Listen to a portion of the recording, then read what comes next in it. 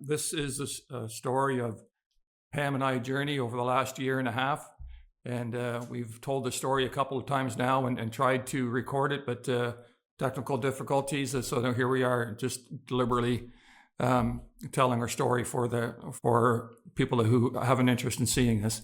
And we pray that as it does go into people's homes and into their hearts, that the love of God and the power of God will be made real to them. And so back in January of 2024, I was feeling very fatigued, very tired, could barely get through a day's work.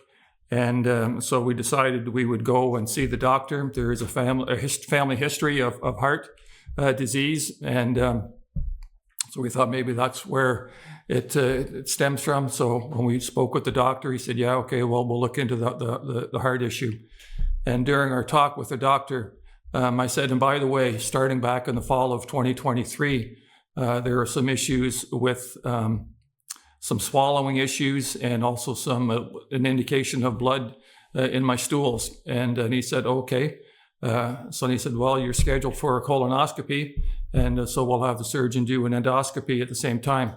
And for those of you that don't know the difference, the colonoscopy is when the camera goes up, and the endoscopy is where the camera goes down. And so we thought we'd do that.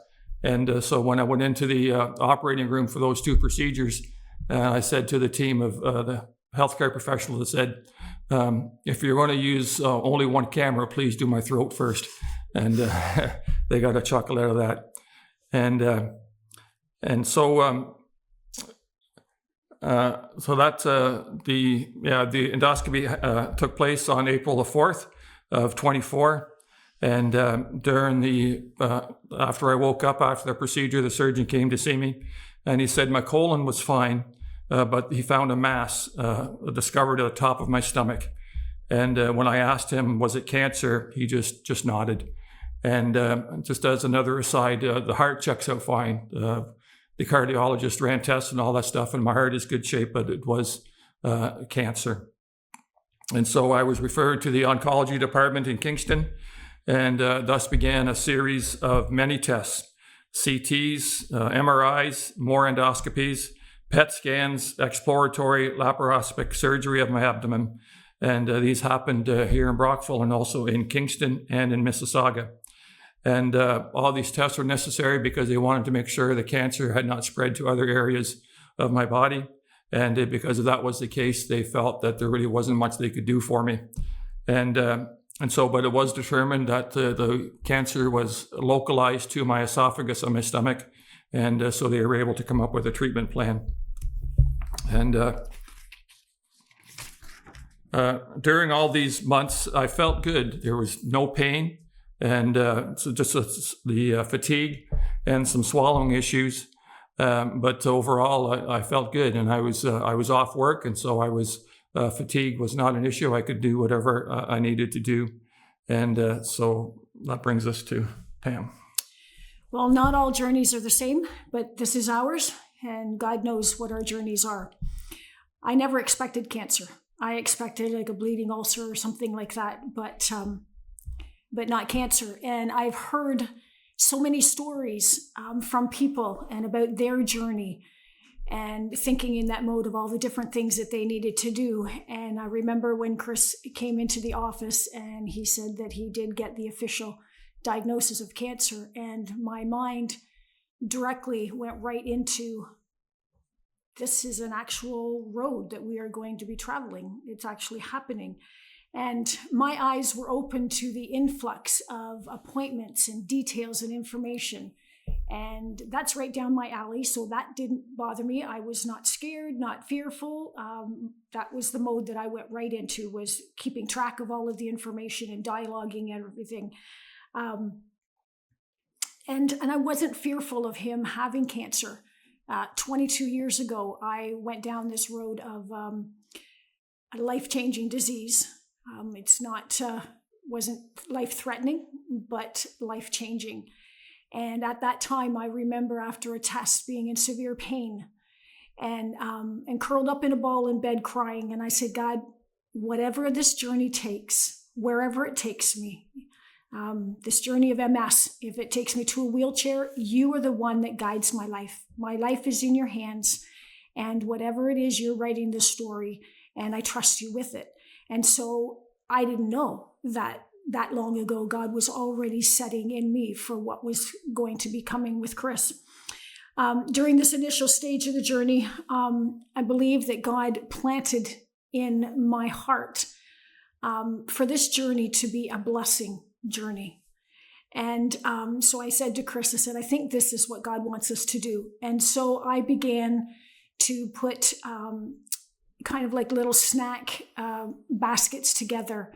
And we delivered them to pretty much every medical department that we were had contact with or a part of, whether it was the surgeons, whether it was the nurses, whether it was the chemo, X-rays, radiation, the brachytherapy that you'll hear about later, each one of those.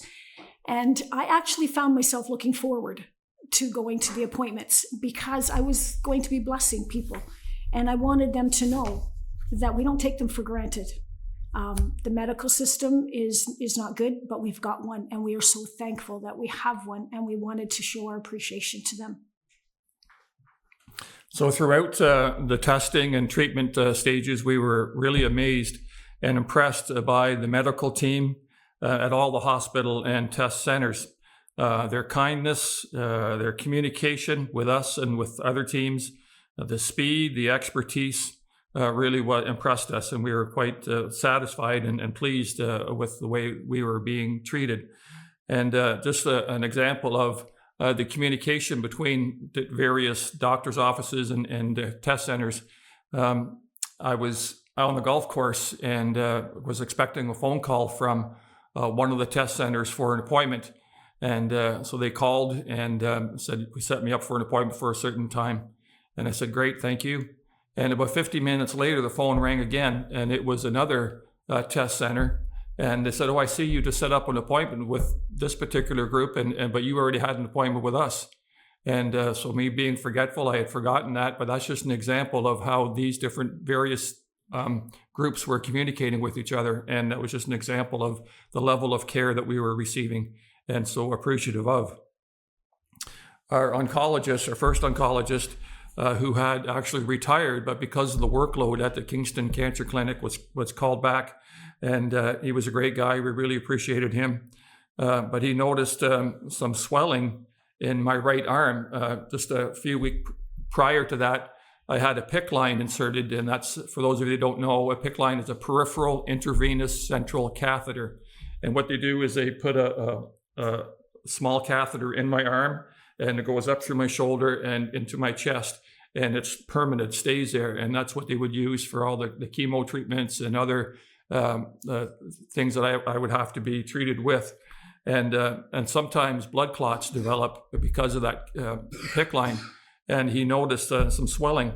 And so he said, you need to get an ultrasound done right away, and which confirmed the blood clots in my shoulder and arm. And so that meant a quick referral to the ER department to start blood thinners right away.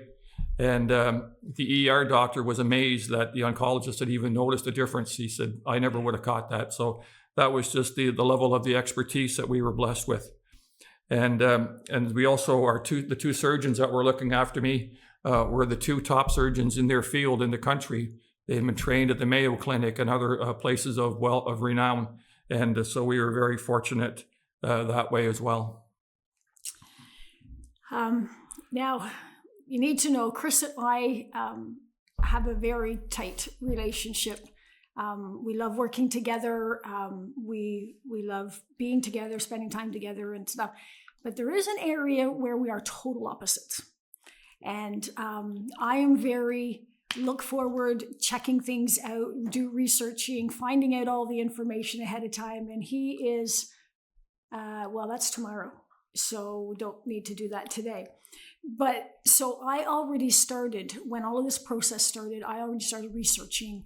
And me being who I am, I was already on YouTube watching surgeries of what was going to be happening to him, and information about what he could eat, what he couldn't eat, what he should do, what he shouldn't do. And I began sharing some of this stuff to him, and very quickly realized he didn't want to know about that. That would come, he would learn about that as it came. So very quickly, I began to just keep it to myself and just continue to learn that. But through that process, God began speaking to me about how he doesn't take us from A to Z. He takes us from A to B, and then from B to C, and then from C to D, and so on. Eventually we get to Z, but he has taken us every step. And I began to see this unfolding in Chris's life as in his journey. Then there was things that I would recognize that he's starting to realize, okay, I can't eat this anymore right now, or I have to do this, or I'm seeing this now. But because of my preparation, I'm not saying that we don't do that, but because of my preparation and how God has wired me, I was able to be there to support him, to already know ahead of time, and to be there for him. And I look at that as teamwork. So now moving on to the various treatments. As I already mentioned, in July of 24, I had the PICC line put in. And so that involved weekly visits to a local care clinic, Bayshore Clinic, for cleaning of the site and dressing changes. And then in July, I had started a therapy called brachytherapy because the tumor in my esophagus, the fear was it would close off the esophagus and I wouldn't be able to swallow. So what they do is they, under a light, mild anesthetic, they put a tube down my throat to the spot where the tumor is, and then they insert a radioactive pellet. And so the radiation from that pellet, the hope is that it would burn that tumor and make it shrink. And that was successful. And 3 treatments of that, and some pain involved with that, but that passed after a few days. And July 25th was my first chemotherapy session in Kingston. And I had 3 more sessions of chemo in Brockville, and 2 weeks apart. Symptoms were mild. Some people, their chemo was very harsh on them, but I was fortunate, I think, by the mercy of God, because he knows I'm a bit of a wimp. And so the hair loss, no big deal. I was quite content with that. And the neuropathy, which is just some mild numbness and tingling in my toes and feet. And the fatigue was the worst. I was never sick to my stomach, and so I was pleased with that. As the details unfolded for what the surgery was going to look like, one day we were sitting together on the love seat, and he was just kind of staring off. That I notice he does a lot when he's contemplating or thinking about something. And I said, "Hun," I said, "what are you thinking about?"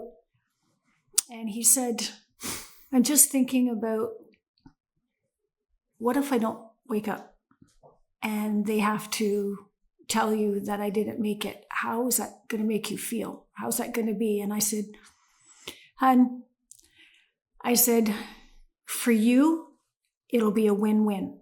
I said, "Your eyes are going to wake up. It just depends on what ground your feet are on when you wake up. And for me, it'll be sad, but God will have answered my prayer." Now, before you think that I've asked God to take him, that's not the case. But for many years, because we have dialogued about this a lot through our marriage, but for many years I've said, "God, if we can't do our life together to the end of our journey, then please allow him to go home first, because it'll be harder for him than it will be for me." And if any of you have watched the Notebook movie, that's how we want to be. And just as an aside, it's better for me to go first because there's more life insurance on me than there is on Pam. So. That's not a reason. No, that was not the reason. So yeah, that brought us to surgery November 28th of 24. And I was on the operating table for 13 hours. And so when I spoke to the surgeons about that, about how long it was going to be, and And they thought maybe 10 hours at first. But I said, well, do you guys relieve each other? You must go for breaks and rest. And he said, no. He said, we'll both be there for the whole time. And he said, that's what we do, that we're used to that. And that amazed me. But they removed my entire stomach and 1/3 to half of my esophagus. And then what they did then is they take the small intestine where it was attached to the bottom of the stomach, they draw it up and attach it to what's left of my esophagus. And so now when I eat, the food goes directly into my small intestine and starts the digestion process without first going through the stomach. And the stomach, short of a miracle, which would be amazing, my stomach will not grow back. And the reason they took the whole stomach, even though they said 10% of my stomach was affected by the cancer, and we asked about that, and they said, well, your stomach is made up of three different linings. The outer lining is the muscle that does the work of moving things along. The inner liner produces all the fluids that the stomach needs to start the digestion process. But the second layer between those two layers is where cancer likes to hide. And he said, so there's no test to determine how far the cancer has spread in that lining. So they felt it was best just to take the whole stomach and to better safe than sorry. And that was 13 hours on the table with one minor complication where they had to call in another surgeon from home, but that was a quick fix, but that was the surgery. So then post-operative, the recovery started quite well. I have a 14-inch scar, which starts here, then goes right around to here. And the incision healed very well. There's no infection. Eating was bad. I had no appetite. And the pureed food that they tried to feed me at the hospital looked and tasted horrible. And and protein shakes were also difficult for me to stomach. Because you're a picky eater. Because I'm picky, yes. And the pain was not bad. I had an epidural in my back for the first few days, and then pills as needed. But I didn't need any kind of pain medication even before I left the hospital. Excuse me while I fumble with my papers. Sleep was an issue. When I did sleep, I had bad dreams. And so I would often be awake all night and just kind of nod off and on from the bed to the chair and back to the bed again. And so that was an issue. And but then on December 7th, the doctors came in to see me and with a report in their hand. And they said the pathology report confirmed that I was cancer-free. And that was a huge blessing and an answer to prayer, obviously, to many prayers. And so we're very glad to get that report.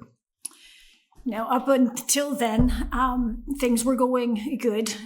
Just a few days earlier, he was starting to have some trouble breathing.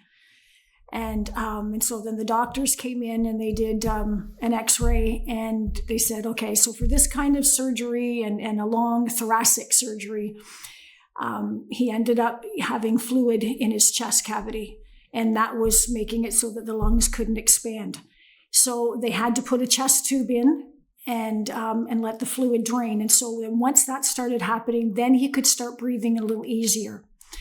And on December 5th, I was out in the halls of the hospital doing my walking. And when I got back, the room was full of people. And the lady with her man beside Chris is in the other bed. She said, Chris was having trouble. And I said to him, are you okay? And he said, no. And she said, do you want me to call the nurses? He said, yes. And she said, do you want me to call Pam? And she said, he never answered me. And what happened was they had brought him in a special chair that he could sleep laying down, because once the fluid started filling up the first time, he started being afraid to even be in the bed. But what happened was while he was sleeping, the chest tube clogged inside. And so when he woke up, it was like he was drowning because the chest had filled up with fluid again. And so there was 9 different specialists in there. There was surgeon was in there. The race team was in there. The thoracic team was in there. There was a number of other ones, 9 anyways. And he leaned up from that chair and he was leaning over the bed. And he said to me, he said, if this is the way that it's going to be, he said, I'm ready for DNR. Well, that floored me. And I'm just like, wow. And so they had to take him back to the step-down unit. But in that meantime, everyone would go out and one person for a department would be there, and then they'd switch places. And then there was this one nurse that she was in a different caliber. So I don't know if she was more like a trauma nurse or what, but she took the hose and she just started going like this while she was talking. And then the fluid started flowing because they thought they were going to have to put a bigger tube in and take the other one out. So while they took him and got him settled in at the step-down unit, I was in a little room and I was in there, and all along I had been sending several, probably 50 messages between text messages and Messenger and Instagram all around the world. And I had sent one out to a friend of mine, and I said, pray, please pray. I said, Chris isn't doing well. And this is what she sent me a message, and she said, are you alone? And I said, just came out of me. I even still think how it just flowed out. And I said, no. I said, my Father's with me. And I wrote this in the book while this was happening. I put, you've got this, God. I choose to trust you. Come what may, have your way, your will be done for your glory, my precious, faithful Father. And when my friend had messaged me, I said, no, I said, God and I cried together. We prayed together. And he led me to scripture to read together. And out of the many verses that he gave, there's this one specific one. And this verse was actually spoken over our lives and prayed over our lives in September. And it's from Jeremiah 17, 7-8. But blessed is the one who trusts in the Lord, whose confidence is in him. They'll be like a tree planted by the water that sends out its roots by the stream. It does not fear when heat comes. Its leaves are always green. It has no worries in a year of drought and never fails to bear fruit. And that's where I wanted to be. So the day arrived when they said I was good to go home. I was very anxious to leave the hospital. But so I was 14 days in the hospital, and the original thought was 7 to 10 days. So really, it wasn't that long a time. Excuse me. I know of people that spend weeks, maybe even months in hospital, and so I just my heart goes out to them. But anyway, so the day came to go home, and I was overjoyed. And so arriving at home, I slept in a recliner to help with my breathing. And I would go back and forth from the recliner to the couch, and I could not sleep in my own bed.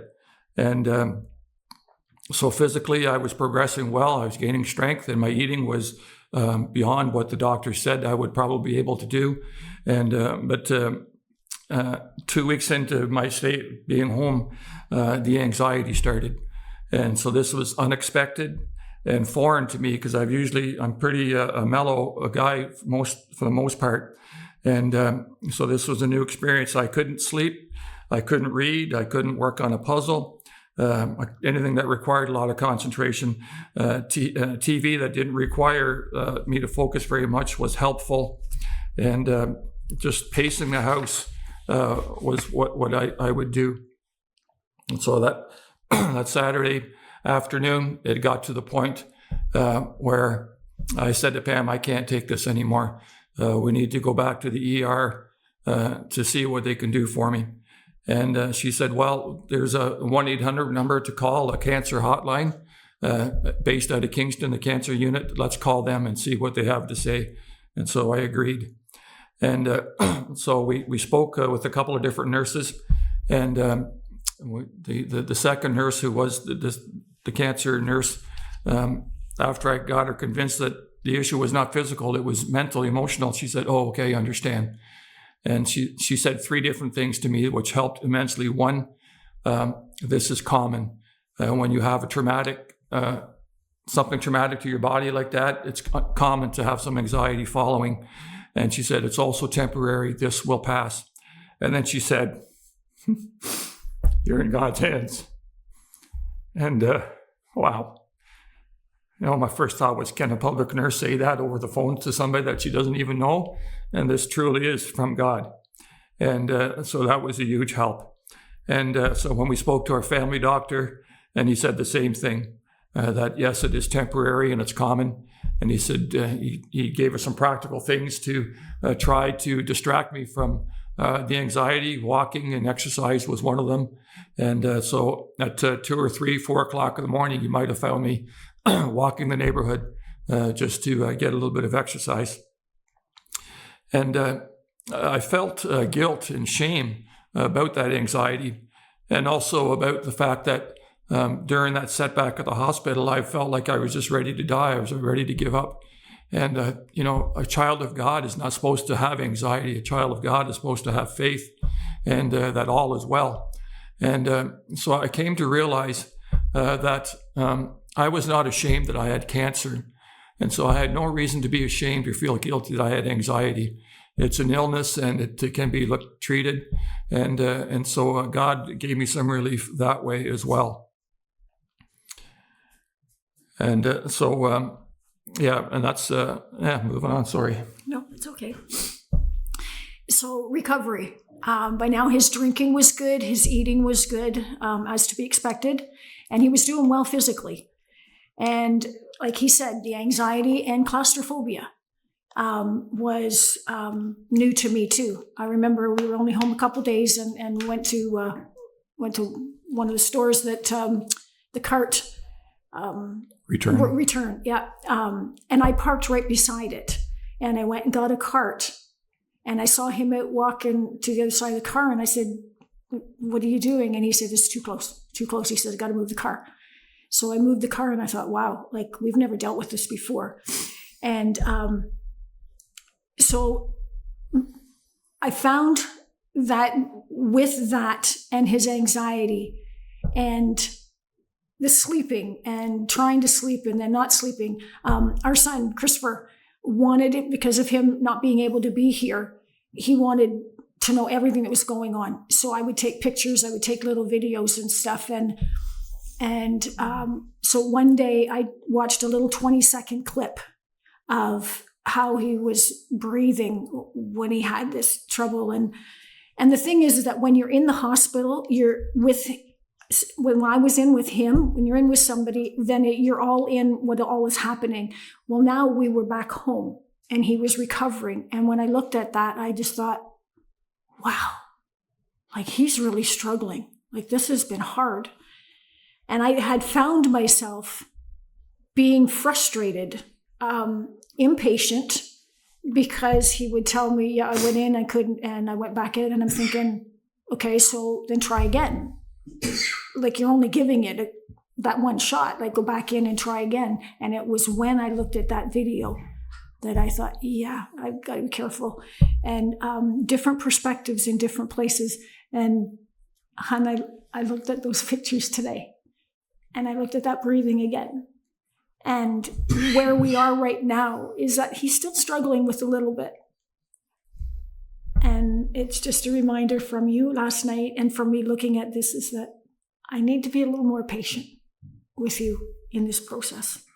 And I had to, at the time when I was finding myself getting frustrated, I had to go to God and say, Father, forgive me, because this isn't about me.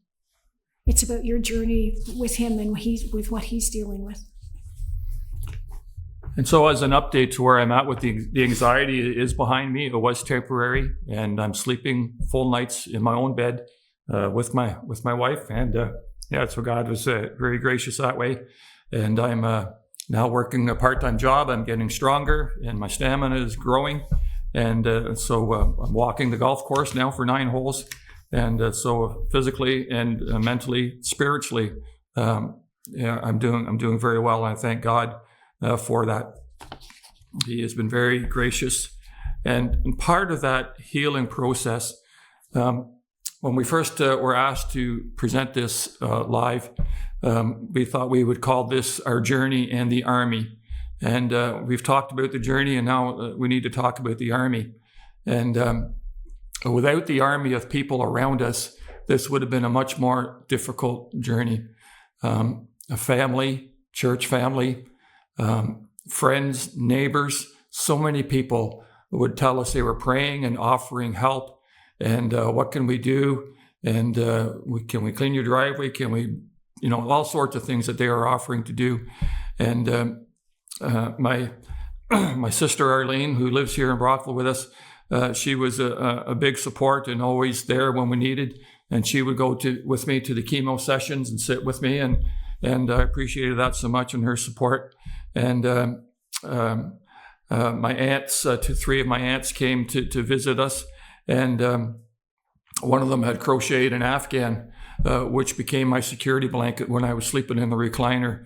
And that became a very special gift to me. Family support, as I said, pastoral support was amazing. Pam works in the office at our church, and she was never hindered about any taking time to be with me for appointments and spend time with me at the hospital, and the encouragement we received from our pastors was just amazing, and so thankful for that. Our church family as well, and every Sunday and throughout the week we were getting told that we were being prayed for and encouraged, and that was huge. And our neighbors as well, friends from around the world that we had connected with were also praying. And it was the prayer that made all the difference. And it was just huge. And so we are so thankful for that army that surrounded us with that encouragement. And to each his own. I know some people, when they become ill or have a crisis of some other sort, they like to keep it private. They like to keep it to themselves. But Pam and I decided from the outset that we'd be very open about this, and because of that, people could pray specifically and with knowledge, and I think that made all the difference. And as I said, to each his own. But that support was so huge to us. Early on in this journey, we had someone speaking at our church, and it was a very small part of his message, but he talked about the story in the book of Daniel in the Old Testament, where the three young Hebrew boys were told to bow before the idol of the king, and they refused.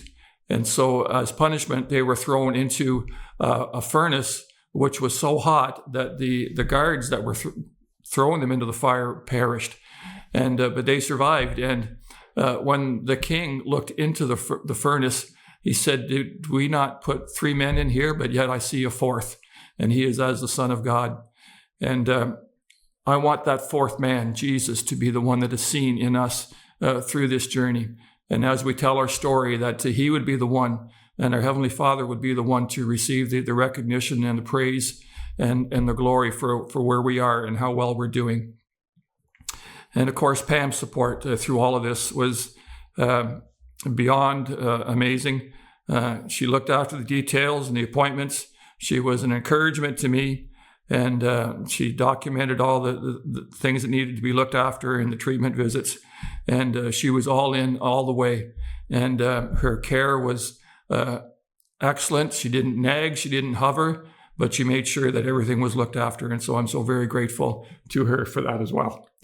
And that's our journey. And let me just encourage you in two things, that if you do have something in your life that you need help with, seek out an army. We had an army of scores, if not hundreds, of people supporting and praying for us. Maybe your army will only just be one or two, but find people to be an army for you, to encourage you, to help you, to pray for you, and to assist you in whatever way they can. And if you're in a place where you don't need an army, then be an army. Be part of an army. Find someone who is in need of help, and be an encouragement to them. Pray for them. Help them in whatever way you can. And that's God's way of looking after the church family, his family, that we look after each other. And so I would encourage you to do that. So speaking about the Army, we want to thank you for all those of you who were praying and are still praying. We want you to know that you went with us to every appointment. Every appointment we went to, the doctors, the nurses, whatever, whoever, knew that we had an army of people praying for us and with us. And so you journeyed with us. We told them right from the beginning that we were not afraid. We were not scared. Chris has always said, why not me? So many people under pressure and things would say, why me? And he's always been, why not me? And we wanted God to be seen in that. And so we want you to know that you went with us. We actually had no wait from day one. And we know it's the Army because you guys were the ones that carried everything. We often felt that our Army was more upset about this because we weren't. And you were shouldering it for us. So you freed us up. So we had no fear. We had no worry. We had no concerns. They were just, our appointments were just dates on the calendar. We lived our life and just checked to see if we had something. We did not live for our appointments. And because of the faithfulness of God and because of who he is and the journey that he had for us, he's in the rare business. And we don't always hear about it, but the rare business with what Chris had, it's only 30% of people that they catch with that they can even do the surgery, that it's something they can do. 70% of the people, they can't even find it till it's too late. And 10%, what at the end, because the treatment was supposed to be chemo and then surgery and then chemo. And when we went back to the oncologist, or even the surgeon had said, there's nothing left in your body, like there is nothing. And our oncologist said, we don't know what to do with you people. You are so rare. There's only 10% of people. It's not documented. What do we do with this? And he went back to the team and to his colleagues in Toronto, and some of them said, just keep going. And others said, well, why are you putting this stuff in the body when you don't have anything to treat? So he didn't even have to finish his chemo. And he didn't have to have a feeding tube. He is now, that little bit of push it rebellion that he is, he's now drinking his Pepsi that he was not supposed to. And you should see a stash of snacks that he's got. But God's in the rare business and it's not bothering him. We had opportunity to share. There was a gentleman in the room with us that we're able to pray with. He asked us to pray with him. And we're so thankful for the tight team. Again, like Chris said, don't miss an opportunity to be in someone's army. And a while ago, I read one devotion and a specific devotion. I'd like to read that for you. Learning to be still. First, we must understand that God is allowing our difficulties. If we believe that he is in control, then we must also believe that he has permitted these events to occur. Second, there is a purpose behind our trials, even when life seems confusing and hopeless. The Lord won't allow hardships to come our way without good reason. And third, since there is a purpose for our hardships, they have the potential to be seen as positive in retrospect. This doesn't mean everything will always work out perfectly according to our own standards, our hopes and plans, but it does mean that if we respond correctly, we may look back on the experience as a catalyst for growth in our spiritual walk. In Romans 8:28, Paul says, and we know that God causes all things to work together for good to those who love God, to those who are called according to his purpose. You may have heard this familiar verse many times, but in order to endure the storms of life, you must understand its truth. The Lord hasn't disappeared, and he isn't ignoring you. He has a purpose in everything, even in the most challenging of circumstances. And as I said just a few minutes ago, we're still on this journey. The majority of it is great. He's doing wonderful, and I see strength continuing to grow. But there are still some lingering things that God will deal with in his time, and I just have to allow God to do his plan. And we thank you for taking the time to hear us. Thank you so much. God bless you.